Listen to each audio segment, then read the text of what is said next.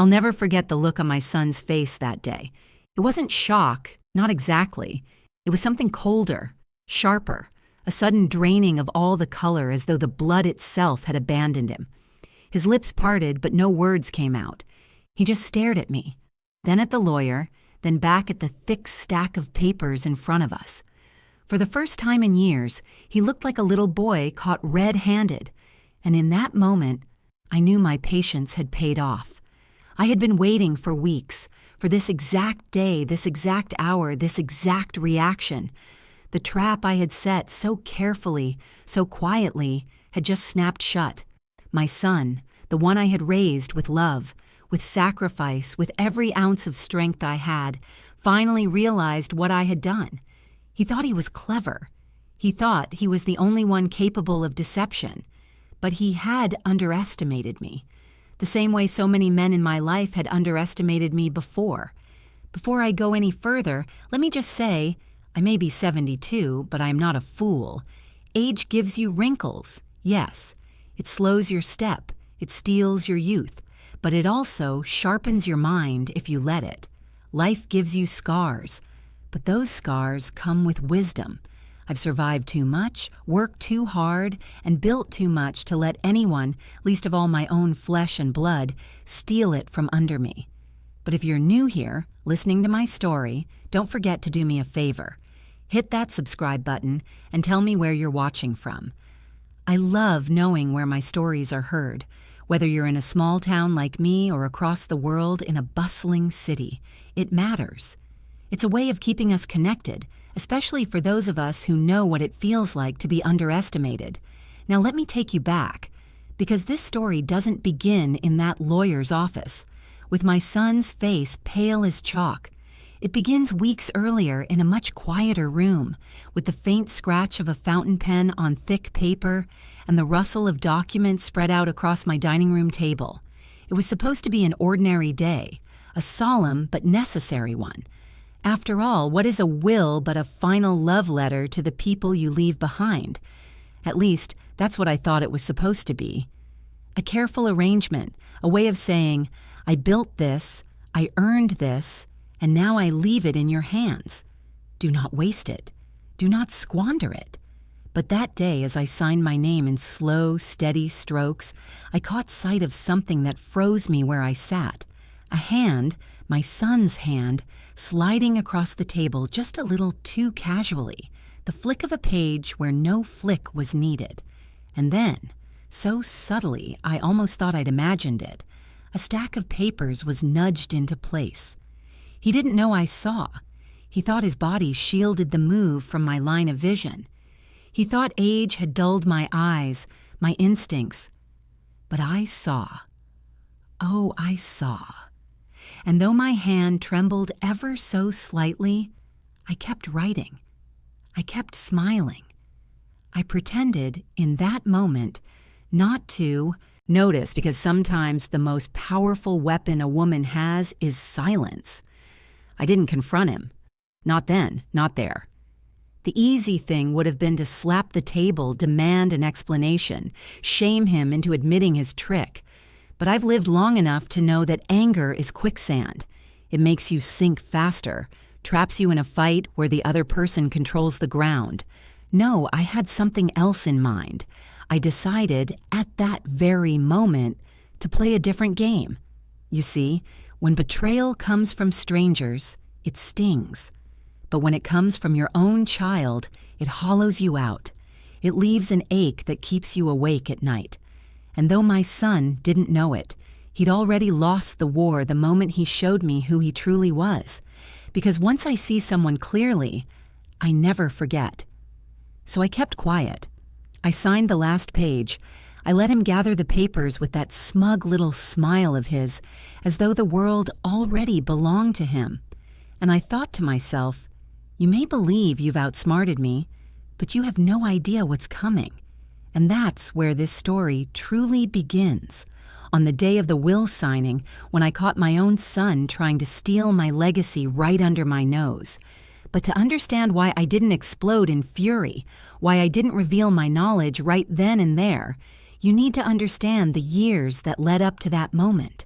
The The sacrifices, the long nights, the endless hours I worked to build a life that was worth protecting, and, perhaps most importantly, the slow, creeping signs that my son was not the man I had hoped he would become.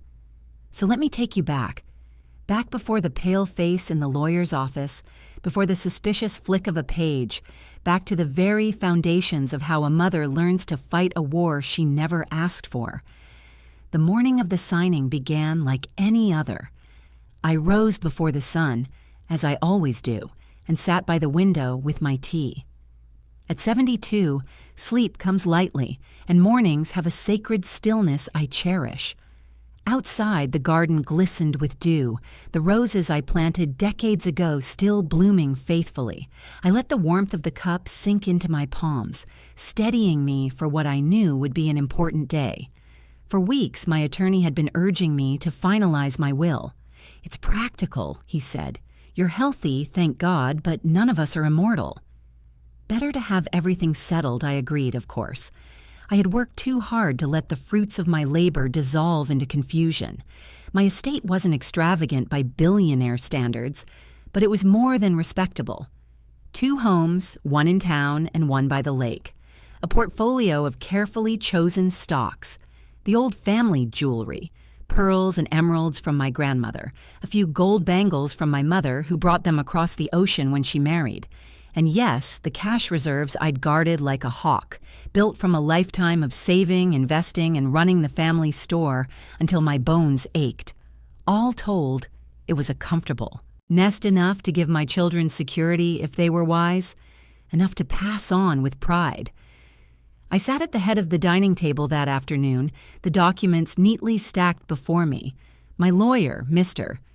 Hastings, a patient man in his late 50s, walked me through each page with the calmness of someone who had done this hundreds of times. His silver hair glowed under the chandelier, and his voice was low and even, reassuring me as we went along. But I wasn't watching him, not really. My eyes kept drifting to my son, David, my only son. He sat at my left, close enough to see every signature I made. His expression was composed, almost too composed. He smiled when I glanced his way, but it was a smile that didn't quite reach his eyes. I know his faces. I have studied them for decades, from the scrunched-up newborn cry to the adolescent smirk. And that day, I recognized something chilling: expectation. He wasn't watching me as a son, but as a man measuring his inheritance. I tried not to let it shake me, but deep inside something shifted. You see, I've always believed that children show you glimpses of who they are long before they grow into adults, and David had always been ambitious. Even as a boy, he was never satisfied with what he had. If his sister got a toy, he wanted 2. If I gave him a slice of cake, he wanted the whole pan. At first I laughed it off. Children are greedy after all. But as the years passed, I saw that hunger grow sharper, harder. He was never content. And now, as I watched him hover near those papers, my old fears returned like ghosts. Mr. Hastings slid one set of documents across the table. "This outlines the distribution of property," he said gently. I reached for my pen. That was when I noticed it, a slight movement. So subtle I might have missed it if I'd blinked. David's hand brushed across the stack, fingers lingering longer than they should. He adjusted the pages, shuffling them just so. His body leaned forward, shielding his movements from Mr. Hastings's eyes, but not from mine. I felt my stomach twist. At first, I told myself I must be imagining it. Surely he wouldn't dare. Not here, not in front of me. But then I caught it again, the faintest smirk tugging at his lips as he leaned back, pretending nothing had happened. I dipped the pen in ink and steadied my hand. My signature flowed onto the paper in looping, deliberate strokes. All the while, my heart thundered in my chest. Was I truly seeing what I thought I was seeing? Every instinct screamed yes. I pressed my palm flat against the table for strength, the cool wood grounding me. Across from me, David's gaze never left my hand, following each letter of my name as though it were the key to a treasure chest. My treasure chest. And still, I said nothing. Why? Because I knew. Confrontation then and there would be useless. He would deny it, twist my words, paint me as forgetful or paranoid, and I would be left shaken, with no proof, no leverage number. If he wanted a game, then I would play it, but by my rules, so I kept signing. Mr. Hastings continued his calm explanations, and David leaned back in his chair, satisfied. He thought he had won. He thought I was blind, both in eyes and in judgment. But as I dipped my pen for the final signature, a cold resolve settled over me. He had just made the gravest mistake of his life. Because if my son truly believed he could trick me out of my own legacy, then it was time for him to learn something new about his mother.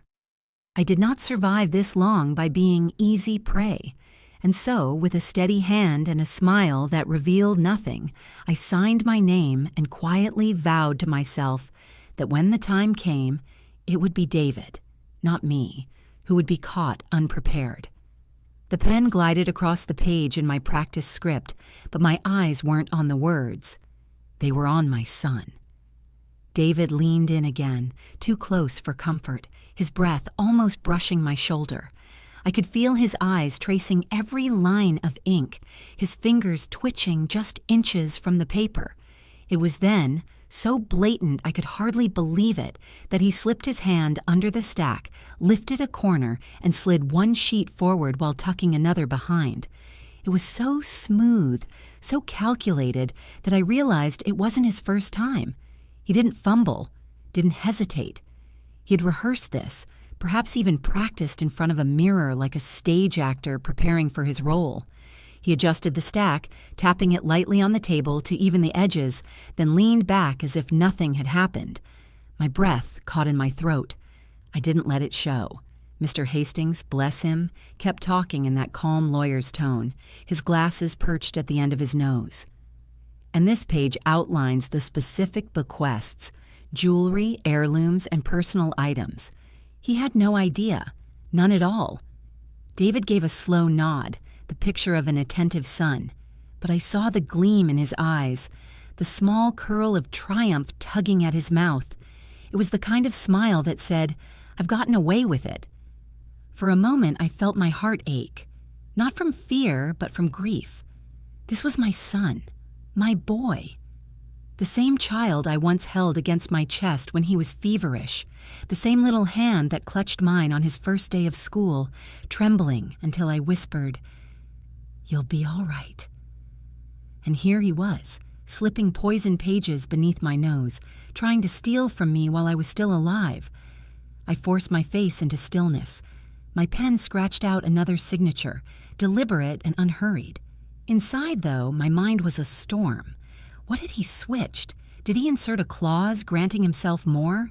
Did he move pages to invalidate something meant for his sisters? I didn't know. But what I did know was this. If I exposed him right then, the whole plan would unravel into chaos. He would deny it, gaslight me, perhaps even turn on the lawyer, claiming I was the one confused. And then it would be my word against his, with no proof. I could almost hear his voice in my head. "Mother, you're tired. You must be mistaken, or worse. She's getting forgetful. Maybe we need to talk about guardianship." Number, I would not give him that chance. So I signed. I smiled faintly. I thanked Mr. Hastings for his patience. And as the papers were gathered and tucked into the lawyer's neat leather briefcase, I stole a glance at David. His composure cracked for just a second. A flicker of arrogance shone through. Too proud, too satisfied. That was all I needed. Proof enough for me. When the meeting ended, Mr. Hastings stood, shook my hand warmly, and assured me he'd keep everything safe until the filing. David, ever the helpful son, offered to walk me out. He slipped an arm around my shoulders, guiding me down the hall like the picture of filial devotion. To anyone watching, we were the perfect family, but I knew the truth. As we stepped into the sunlight, he said lightly, "Well, that's done. Must feel good to have it settled, huh, Mom?" I glanced at him. His eyes were too bright, his smile too wide. He was already counting money that wasn't his. "Yes," I said softly. "It feels very good." And it did, not because the will was finished, but because I had seen enough. That night, alone in my house, I poured myself a glass of wine and sat in the quiet dark. My reflection in the window looked tired, but not broken. I thought about my late husband, how he had always worried that David's ambition might one day sour into greed. "Watch him," he used to say. "He's got your brains, but he doesn't have your patience." I took a slow sip of wine, and for the first time, I allowed myself to smile. David thought he had outplayed me. He believed he'd pulled one over his aging mother, that he'd walk away with more than his fair share while I remained none the wiser. But here's what he didn't understand. The game had only just begun. And if he thought I was too old, too blind, or too weak to fight back, then he was about to learn a lesson he'd never forget.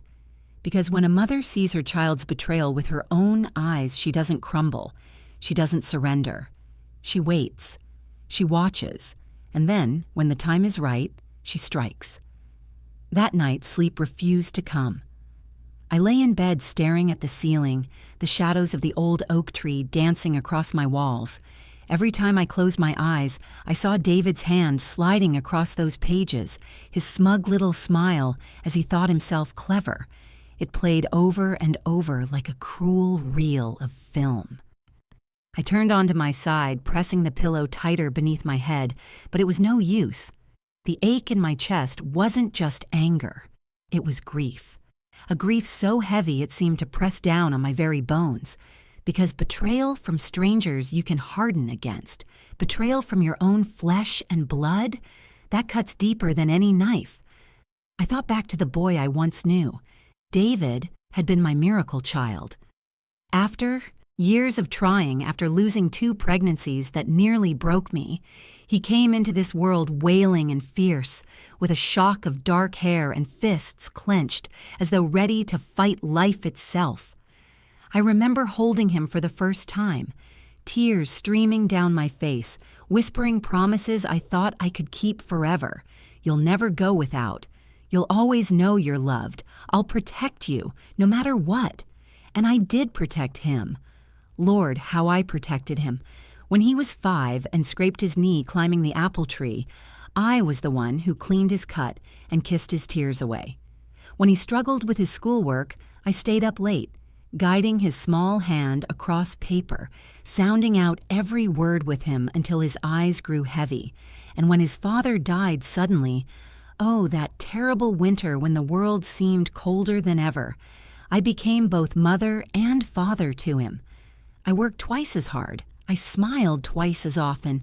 I carried twice the burden so that my children wouldn't feel the full weight of that loss. But even then, I noticed something in David, a hunger. When his sisters shared toys, he demanded more.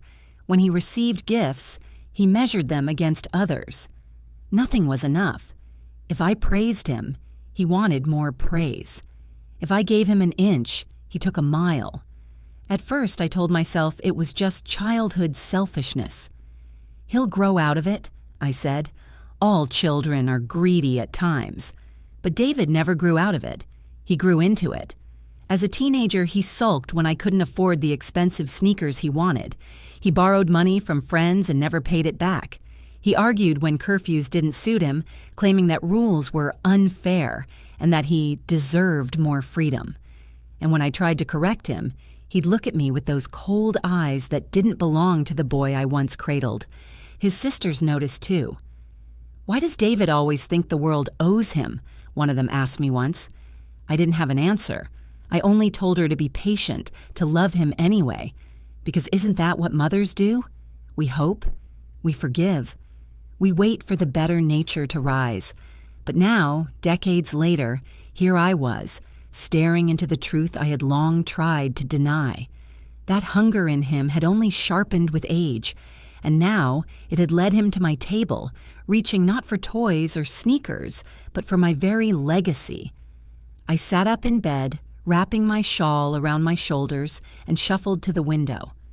Outside, the street was quiet, only the occasional flicker of headlights breaking the stillness. I remembered walking David down this very street when he was little, his hand warm and trusting in mine. He would chatter endlessly about the birds, about the neighbor's dog, about his dreams of becoming an astronaut. His small voice had filled me with pride back then. Where had that boy gone? The answer hurt to admit. He hadn't gone anywhere. He had simply become the man he was always going to be. And yet, even knowing all of this, I couldn't quite kill the ache in my heart. Mothers don't stop loving, even when their children betray them. But love doesn't mean blindness. Love doesn't mean surrender. If anything, my love for him made me more determined to fight back. Not out of spite, but because he needed to learn. Because the boy who once dreamed of the stars had now stooped so low that he thought deception was the way forward. If no one stopped him, he would destroy not only himself, but everyone around him. I pressed my hand to the cool glass and whispered into the night, "You've made your choice, David. Now I'll make mine."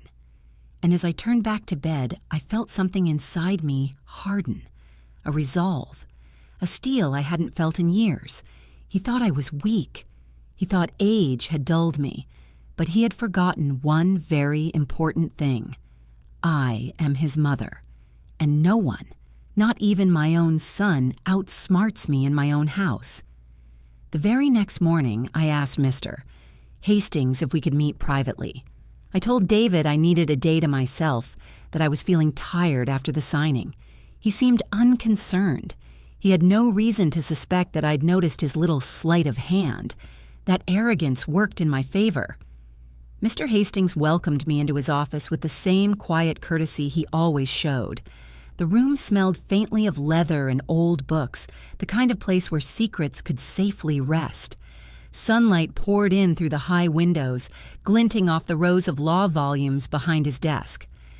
"Mrs. Callahan," he said warmly, gesturing for me to sit. "It's good to see you again." "I trust everything is well?"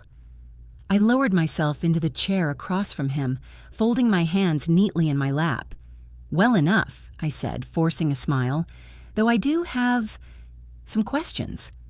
He tilted his head, concern flickering across his features. "Of course. What's on your mind?" I leaned forward, lowering my voice as if the walls themselves might betray me. "Mr. Hastings, tell me, how secure are those documents we signed yesterday?" He frowned slightly. "Secure? Very. They're in my personal custody until they're filed. No one has access but me." "Yes," I said softly, "but what if something were altered before they reached your hands?" For a moment, he studied me in silence. His eyes, sharp behind those glasses, seemed to weigh every nuance of my words. "Are you suggesting someone tampered with the documents while they were in your presence?" I hesitated, then nodded. "Let's just say, I believe something may have been slipped in, a page that shouldn't have been there." His lips parted slightly, but he didn't interrupt. I could tell he was listening carefully, measuring not just my words, but my calmness. "I didn't want to cause a scene yesterday," I continued. "I had no proof, and making an accusation without proof would only invite trouble. But I trust you, Mr. Hastings, and I need to know, if something like that did happen, what would the consequences be?" He leaned back in his chair, fingers steepled under his chin. "If a will contains irregularities, it can be challenged in probate.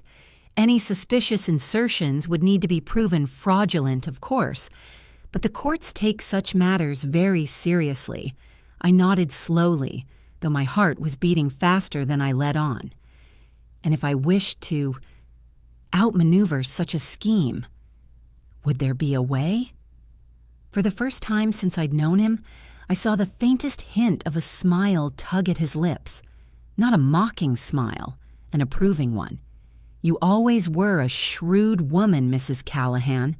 There are always ways. One could draft a second will, for example, properly witnessed, properly sealed. The first could stand as a decoy." My eyes narrowed slightly. "A decoy?" "Yes," he said simply. "Sometimes it's wiser to let a snake believe it has struck true before revealing it has bitten only straw." The phrasing made me smile despite myself. "Perhaps, mister, Hastings knew me better than I thought." "I would need your utmost discretion," I said firmly. "Not a word to anyone, not even to my daughters." "Of course," he replied without hesitation. "Attorney-client privilege is not something I take lightly." I drew a long breath, feeling the first stirrings of relief. "Then help me, Mr. Hastings. Help me ensure that my son's greed doesn't undo everything I've built." He leaned forward, lowering his voice as though sharing a secret with an old friend. "If you're willing, we'll prepare a new will. The genuine one. We'll file it quietly, under proper seal. What your son thinks he has, let him keep, for now." Sometimes exposure is the best medicine for arrogance. I met his eyes, steady and unblinking. "That's exactly what I was hoping you'd say." For the next hour, we discussed details, dates, witnesses, filing procedures. My mind, sharp as ever, absorbed every word. With each passing minute, the weight on my chest grew lighter. For the first time since catching David's treachery, I felt control returning to me. As I left his office, I paused in the doorway. "Mr. Hastings," I said quietly, "you've given me more than legal counsel today. You've given me peace of mind." He inclined his head respectfully. "And you, Mrs. Callahan, have given me proof that wisdom doesn't fade with age. I'll see to it that your wishes are carried out exactly as you intend." I stepped out into the crisp afternoon air, my shawl pulled tight around my shoulders. The street bustled with life. Cars passing, children chattering on their way home from school, shopkeepers sweeping their doorways. To anyone else, it was just an ordinary day. But to me, it marked the beginning of something extraordinary. David thought he had stolen the crown jewel, but in truth, he had only clutched at shadows.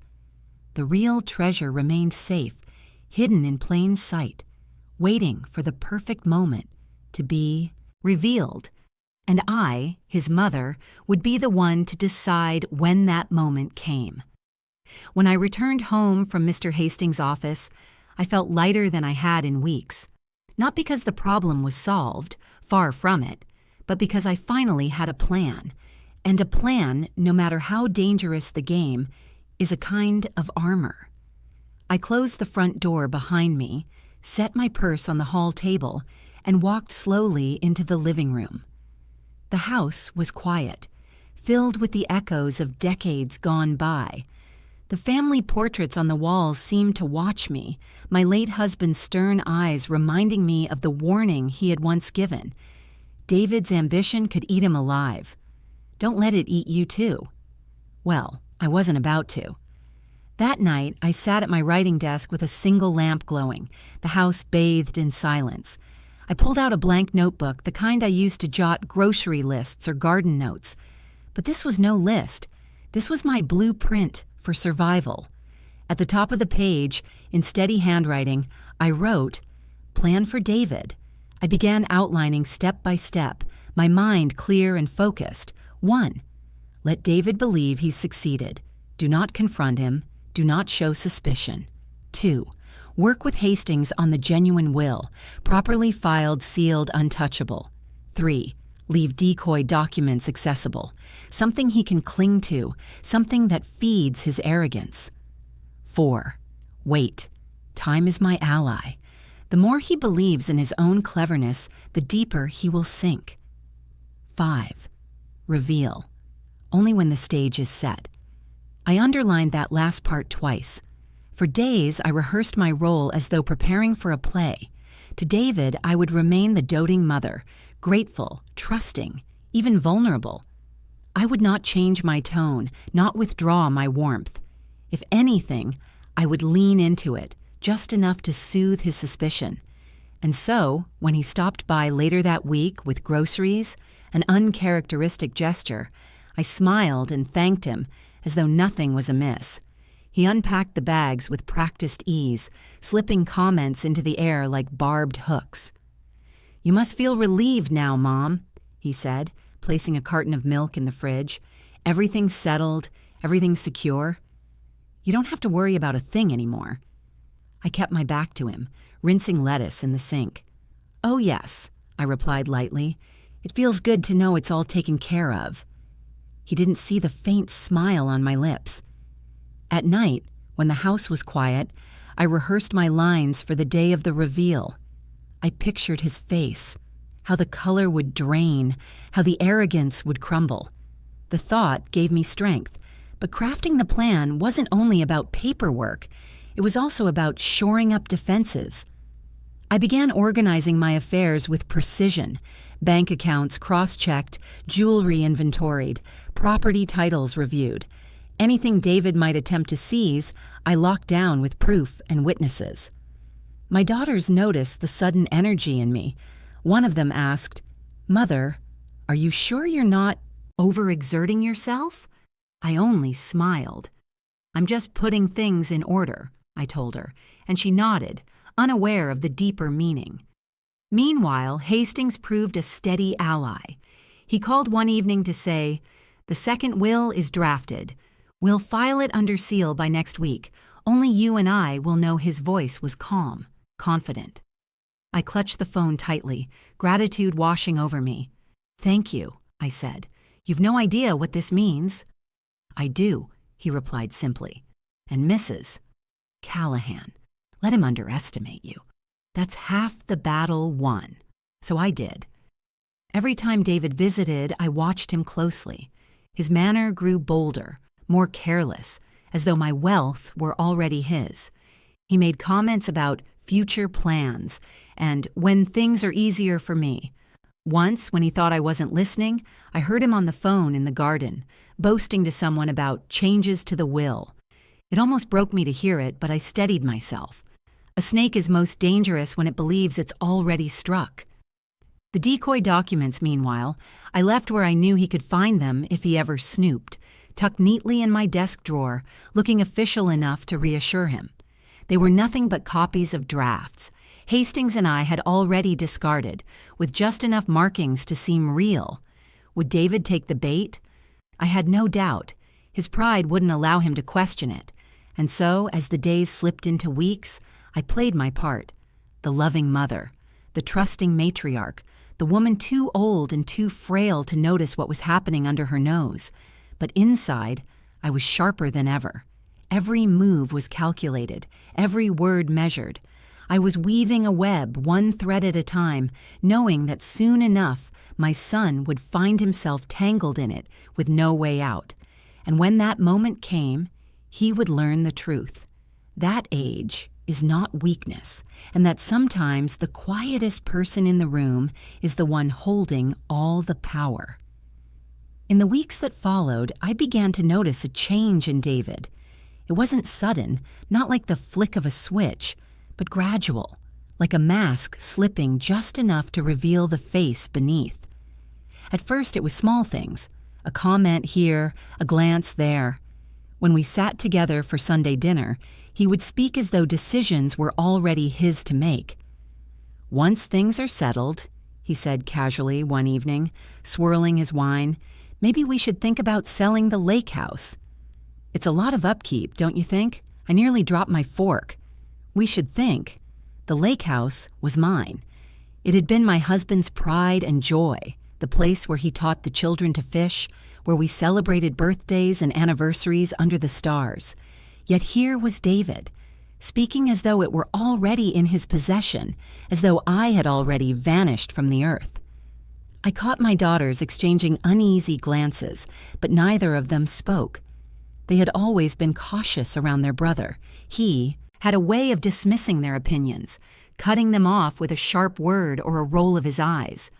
Another evening, he arrived with brochures for retirement communities, luxury ones with glossy photos of smiling seniors playing tennis and sipping cocktails by the pool. "Mom," he said smoothly, sliding the pamphlets across the table, "you deserve comfort. You shouldn't have to worry about maintaining a house. Think of all the stress it would take off your shoulders." I looked down at the papers, then back at him. His eyes were bright, but not with concern, with calculation. I smiled faintly, playing my part. "It's kind of you to think of me, David. But I'm quite comfortable where I am." His smile faltered for just a second before he covered it. Of course. Just something to consider." But I knew better. He wasn't thinking of my comfort. He was thinking of control. Those communities required hefty buy-ins, fees that would be drawn directly from my estate, fees he likely thought he could manage once he had what he believed was his. The divide grew sharper with each passing day. He began calling more often, asking questions that barely disguised his curiosity about my finances. "So, Mom, have you thought about reorganizing your accounts?" It might be smart to consolidate everything, make it easier to handle later on. Easier for whom? I thought bitterly. Certainly not for me. Even his tone toward his sisters shifted. He spoke down to them, making offhand remarks about their supposed inability to handle responsibility. At one family gathering, when one of my daughters mentioned wanting to preserve the lake house for her children, David laughed. Actually laughed. "Do you have any idea how much that property is worth? You'd let sentimentality rob us of hundreds of thousands? We have to be practical." I saw the hurt flash across her face, and my heart clenched. He was no longer even pretending to care about family bonds. To him, everything had a price tag, but perhaps the worst moment came late one evening when I caught him in my study. I had come downstairs quietly to fetch a glass of water, only to find the faint glow of a lamp under the door. I pushed it open to see David rifling through my desk drawers. He straightened instantly, too quickly, and forced a smile. "Oh, Mom." "Sorry. I was just looking for some stationery." I glanced at the papers in his hand. They weren't stationery. They were the decoy drafts I had left for him, the ones meant to look official enough to satisfy his snooping. "Did you find what you needed?" I asked coolly. His smile tightened. "Yes, of course." He slid the papers back, far too carefully, and brushed past me with a kiss on my cheek that felt more like an insult than affection. I stood there for a long time after he left, staring at the desk.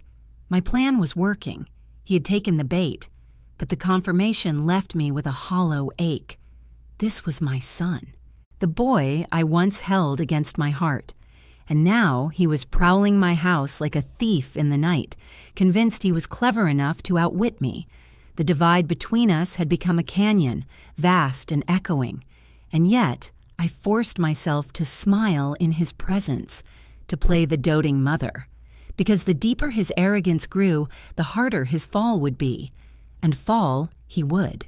The weeks slid by like beads on a string, each one carrying me closer to the day I knew would come. David grew bolder with every passing moment, and I let him. I let him believe he was clever, that I was blind, that his deception had gone unnoticed. Patience, I reminded myself each morning as I poured my tea. Patience is the weapon the arrogant never expect. Meanwhile, Mr. Hastings and I worked quietly in the background. We met in his office one gray afternoon, rain streaking the windows as though the sky itself wanted to keep our secrets hidden. "The genuine will is filed now," he told me, sliding a sealed envelope across his desk. "Registered with the court, witnessed properly, airtight in every sense. No amount of tampering can undo this one." I placed my hand over the envelope, though I didn't open it. Just touching it gave me comfort. And the other set. The decoy is in my files exactly as we discussed. If he ever tries to wave it around as proof, it will fall apart under the first serious examination. A smile crept across my lips. Perfect. I left his office with a calmness I hadn't felt in weeks. My true wishes were secured, protected beyond David's reach. Now all that remained was to let him walk further into the snare I had set. At home, I kept my performance steady. I allowed him access to just enough information to keep his arrogance fed. Once, I accidentally left the desk drawer unlocked, the one with the decoy papers. Later, I noticed the pages had been shifted ever so slightly. He thought he was discreet, but a mother always knows. He was falling for it, exactly as I'd expected. His behavior became almost careless. At Sunday dinner, he poured himself a glass of wine and said, as casually as if discussing the weather, "You know, Mom, I've been thinking about some renovations I'll do on this house. Modernizing the kitchen, maybe opening up the parlor into an office. It'll increase the property value significantly." I glanced at him over my fork, my face perfectly serene. "That sounds lovely, dear," I said.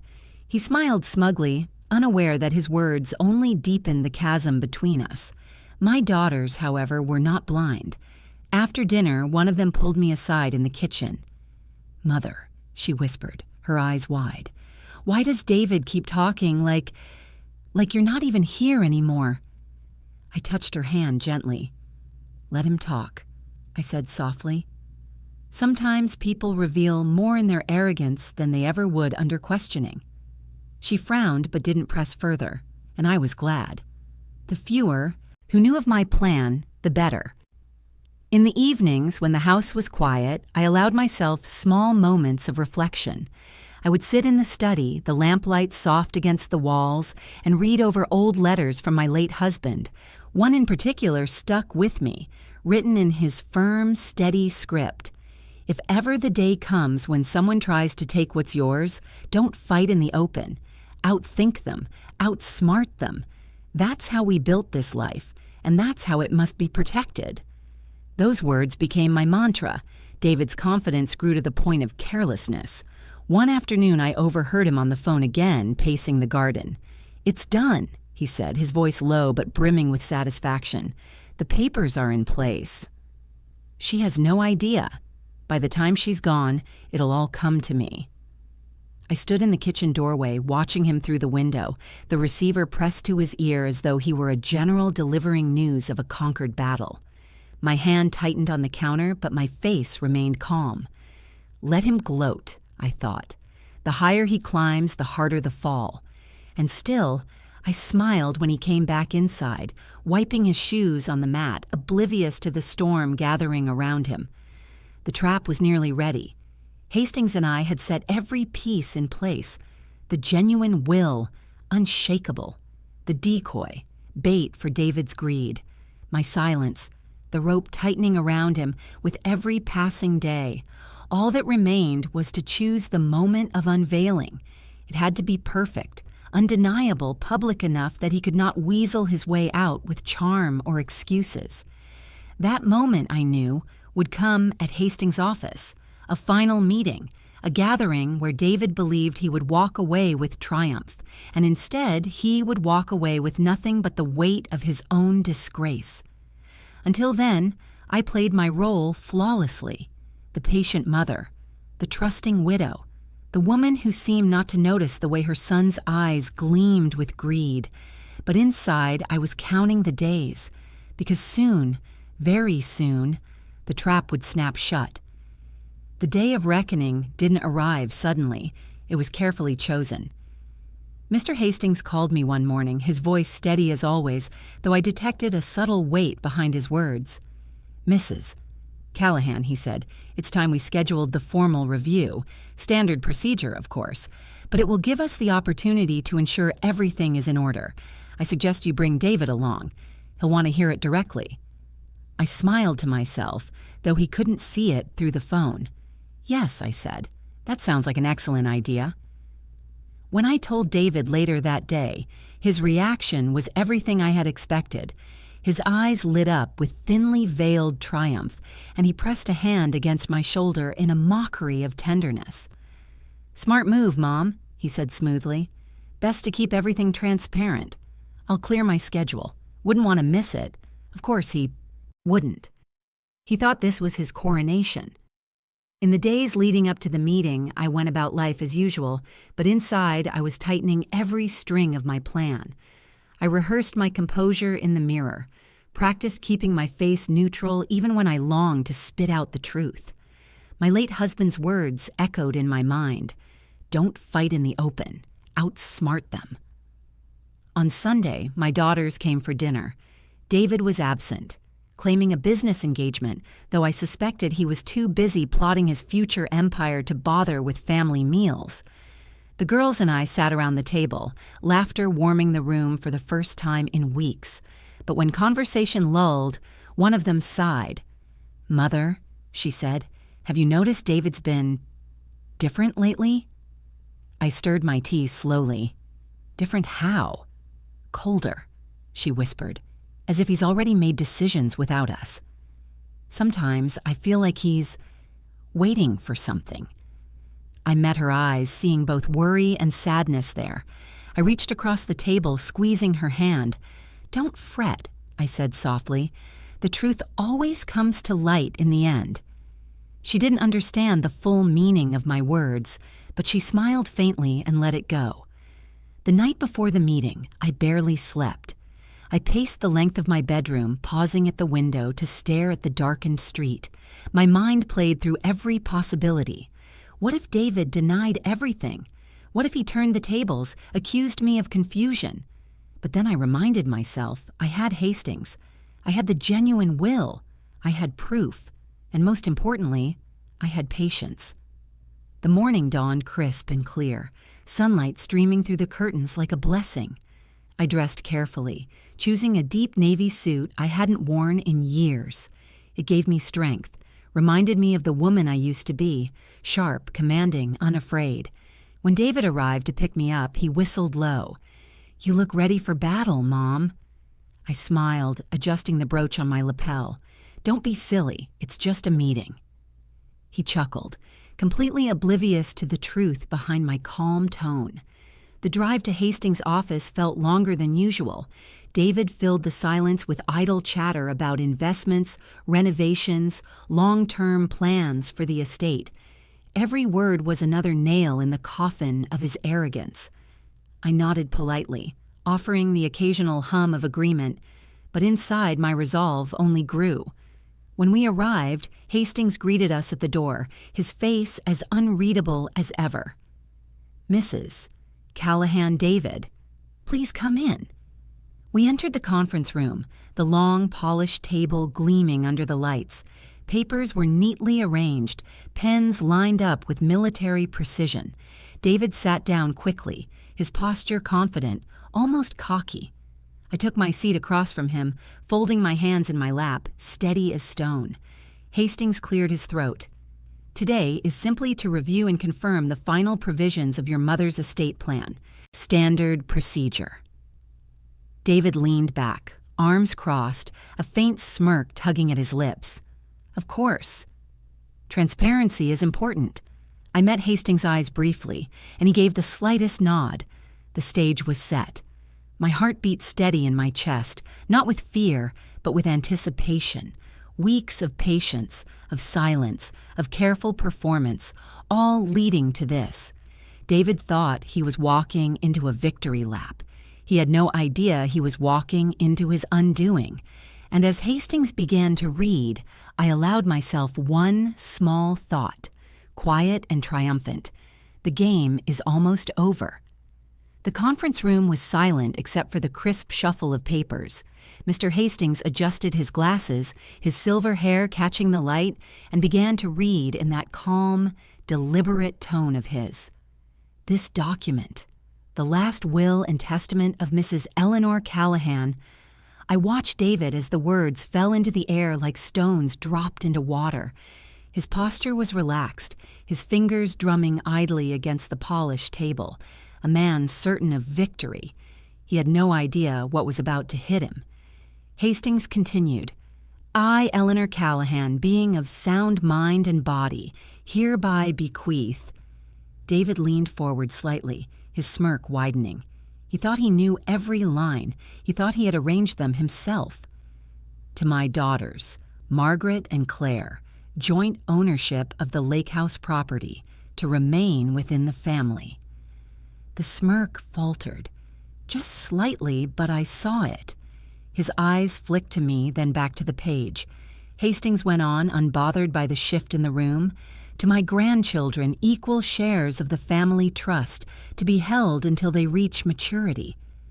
To my son, David. David straightened, his jaw set, ready to bask in the spoils.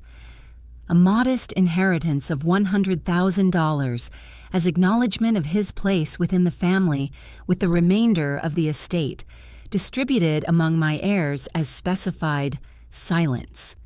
The color drained from David's face so quickly it was as though someone had pulled a curtain over him. His lips parted, but no words came out. His hand froze in mid-tap, fingers curling into a fist against the table. I sat perfectly still, my expression calm, my hands folded neatly in front of me. This isn't right," he stammered finally, his voice thin and sharp. "That's not what we signed. That's not what—" He cut himself off, too late realizing what he had almost revealed. Hastings looked up over his glasses, his gaze steady, patient. "Mr. Callahan, this is the will currently filed, sealed, and witnessed under the full authority of the court. There is no mistake." David's face twisted, confusion warring with fury. He turned to me, his eyes blazing. "Mother, what is this? What have you done?" I tilted my head, my tone gentle but firm. "What I should have done all along, David." I made sure everything was protected properly. Transparent, as you like to say. He stared at me, his mouth opening and closing like a fish pulled from water. The arrogance had drained from him entirely, replaced by disbelief.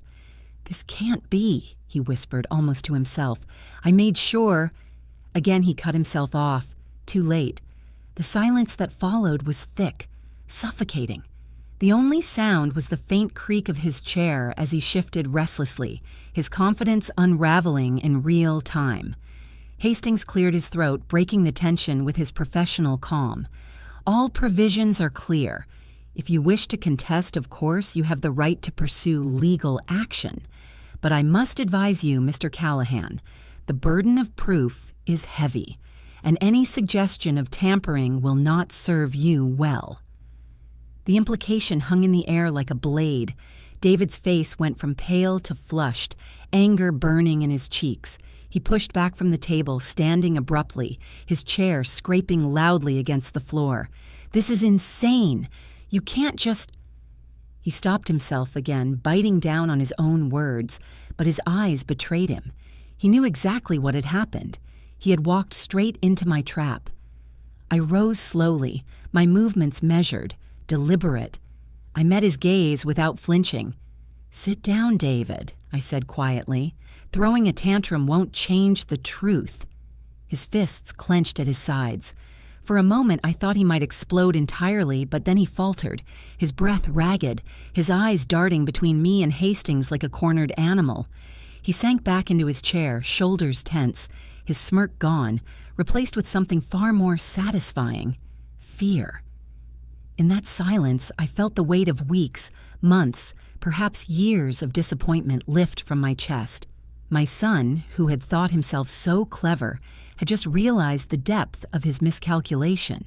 And though my heart ached, because what mother delights in her child's humiliation? I knew it was necessary. Sometimes lessons must be carved deep to be remembered. Hastings gathered the papers neatly, stacking them with precision. "If there are no further questions," he said smoothly, "I believe we are finished here." I looked across the table at David, who sat stiff and pale, his jaw clenched, his pride shattered, and I allowed myself one small, private thought. The trap is sprung. David sat stiffly in his chair, his face pale, yet flushed at the same time, a strange mixture of disbelief and rage. His hand twitched on the table, as though itching to snatch the papers from Hastings' grasp and tear them to shreds. But Hastings was no fool. He had seen countless families unravel over inheritance. He knew the look of a guilty man cornered, And so, in his measured way, he let the silence hang just long enough before clearing his throat.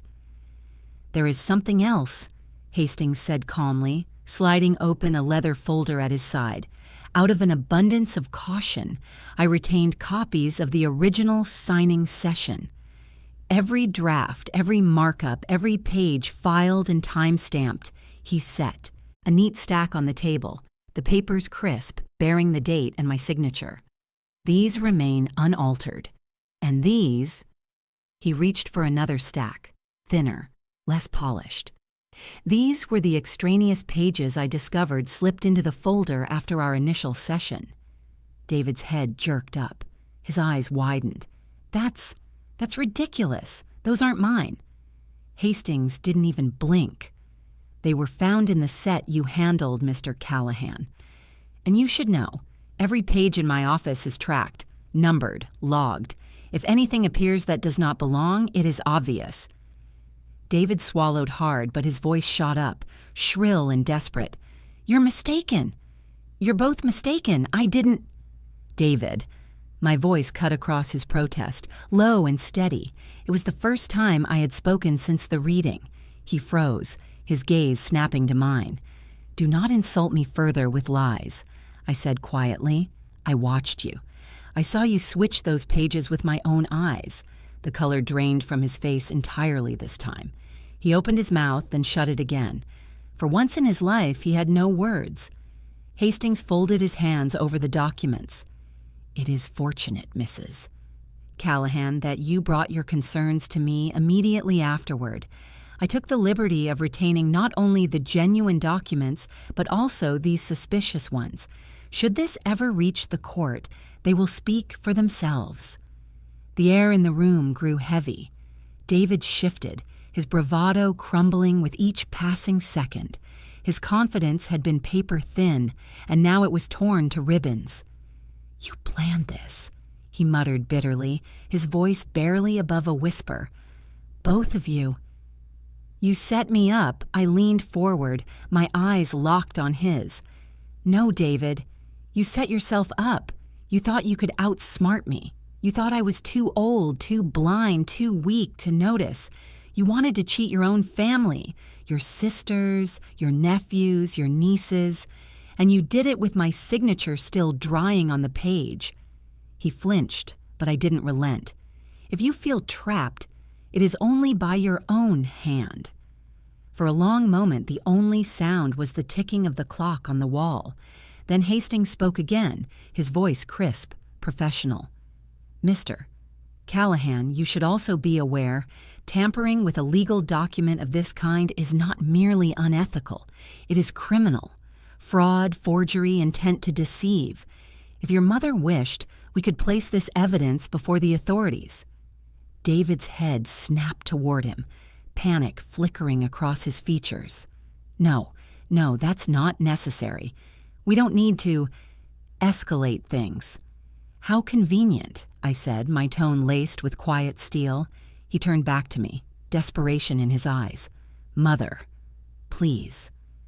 "You know, I didn't mean—" I raised a hand, silencing him.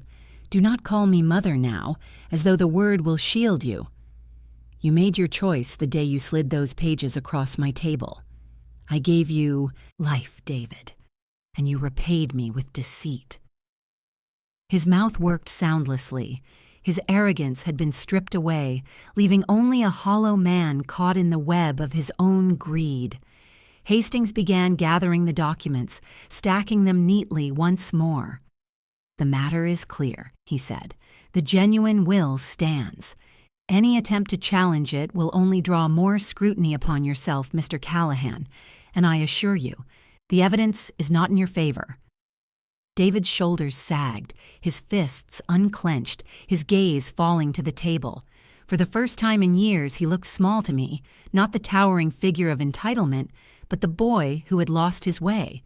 But pity did not soften me. Not this time.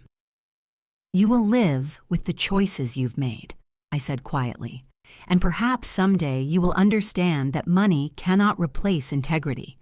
Until then, you will have to face the consequences of your actions." Hastings nodded solemnly, sealing the folder shut with a snap. "Shall we conclude, Mrs. Callahan?" "Yes," I said, rising from my chair. My voice was steady, my back straight. "We are done here." David remained seated, silent, his pale face a portrait of ruin. And for the first time in a long while, I walked out of that room lighter, knowing the truth was secured and the mask had finally been torn away. The ride home was silent. David drove with both hands gripping the wheel, his knuckles white, his jaw locked so tight I could see the muscles pulsing. I sat beside him, calm as a stone, staring out at the passing streets. Twice he opened his mouth to speak. Twice he snapped it shut again. Finally, as we turned into my driveway, he spat the words out. "You humiliated me." I turned my head slowly, meeting his furious eyes. "No, David. You humiliated yourself." He slammed the car into park, the tires crunching against the gravel. "You think this is over? You think you can just cut me out like that?" "I didn't cut you out," I said evenly. "You cut yourself out the moment you tried to cheat me and your sisters." His face twisted, and for an instant I saw the little boy he used to be, petulant, angry when denied a toy. Only now the toy was an inheritance he believed was already his. He leaned closer, his voice low and venomous. "You'll regret this." I didn't flinch. "No, David. The only one who'll regret anything here is you." I stepped out of the car and closed the door behind me, leaving him seething in the driver's seat. The gravel crunched under my shoes as I walked to the house, my spine straight, my heart steady. I refused to look back. The fallout began almost immediately. By the following week, word had spread through the family, though not from me. I hadn't breathed a word. It was David himself who revealed his disgrace, storming to his sisters in a fit of rage, demanding they side with him. He showed up at Margaret's house first, pounding on her door until she let him in. "She's lost her mind," he raged. "Mother's turning against me. She's letting Hastings manipulate her, and you're all too blind to see it." Margaret, bless her, listened patiently, her arms folded. When he was done, she asked one simple question. "David, did you tamper with her will?" His mouth opened, then closed. He hesitated just long enough for the truth to shine through. She shook her head. "You always were greedy. Don't drag me into your mess." He stormed out, angrier than before. At Claire's house, he fared no better. She told me later how he had tried to twist the story, claiming I was confused, that my memory was slipping. But Claire had seen the changes in him for months, the arrogance, the entitlement. She wasn't fooled. "Mother's sharper than you'll ever be," she told him bluntly. "If you underestimated her, that's on you." By the time he returned to his own home, David was isolated. The very people he thought he could manipulate had turned their backs on him. Meanwhile, my daughters rallied quietly around me. They came more often, bringing meals, sitting with me in the evenings. Not because they pitied me, I wouldn't allow that, but because they wanted me to know I wasn't alone. One evening, as we sat by the fire, Margaret reached for my hand. "I'm sorry, Mother. I'm sorry it came to this. I know you loved him." I squeezed her hand gently. "I still love him," I said. "But love does not mean blindness. And it does not mean surrender." Claire nodded, tears in her eyes. "You did the right thing. He needed to be stopped." I gazed into the fire, the flames flickering and cracking like old memories. "Perhaps," I murmured, "but it doesn't make it any less painful." A mother's heart never stops hoping, even when her child stabs it. They said nothing, but their hands in mine were answer enough. David didn't come to Sunday dinners after that. The chair he always occupied sat empty, a silent reminder of the chasm that had opened between us. Sometimes I caught myself glancing at it, half expecting him to stroll in with his smug smile and careless words. But the chair remained vacant, and the silence grew louder with each passing week. Neighbors began to notice too. In small towns, whispers travel faster than the wind. Heard there was trouble in the Callahan family, they'd say. Such a shame after all Eleanor's done. I held my head high. Let them whisper. I had nothing to hide. But David, he shrank from the gossip.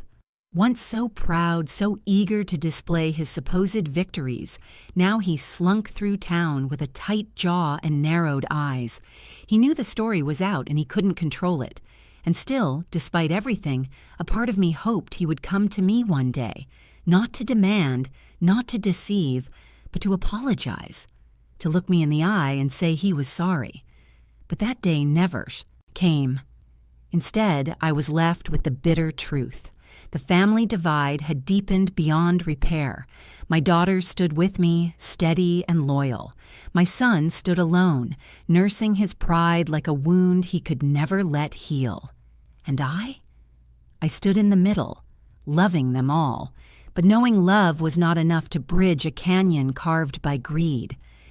In the weeks after the storm had passed, I found myself lingering in the quiet corners of my home. The house had always carried the hum of family life, the chatter of children, the arguments over trivial things, the echoes of laughter from holiday dinners. But now it felt different. Calmer, yes. Safer, certainly. Yet tinged with an emptiness I couldn't ignore. I had won. That much was clear. My legacy was protected, my daughter's futures secured, the trap I had so carefully set sprung perfectly. But victory, I discovered, is not always sweet. Sometimes it carries a taste of ashes.